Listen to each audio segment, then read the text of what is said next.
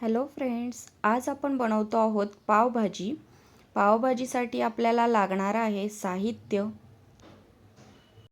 मटार, शिमला मिरची, फरसबी, फ्लॉवर, गाजर, बटाटा आणि अर्ध बीट या ठिकाणी आपण घेतलेला आहे। त्यानंतर आपण कांदा आणि टोमॅटो आणि अद्रक लसूण पेस्ट घेतलेली आहे। सर्व भाज्या आपण कुकरमध्ये काढून घेणार आहोत। त्यानंतर त्यामध्ये अर्धा ग्लास पाणी टाकणार आहोत आणि त्या भाज्या शिजवून घेणार आहोत। त्याच्या 3-4 शिट्या काढल्यानंतर आपली भाजी पूर्णपणे शिजणार आहे। ती आपण स्मॅशरच्या साहित्याने अशा प्रकारे स्मॅश करून घेणार आहोत।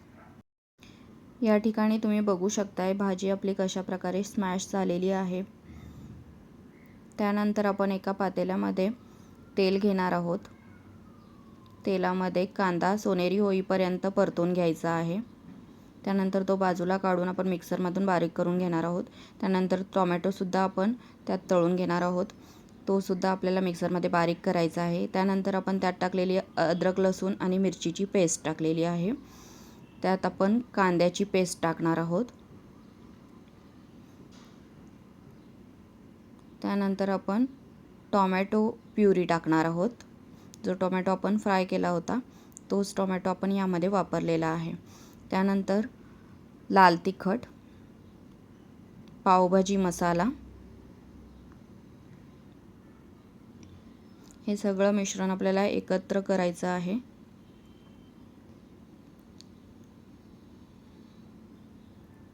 त्यानंतर स्मॅश केलेली भाजी आपल्याला यामध्ये मिक्स करायची आहे।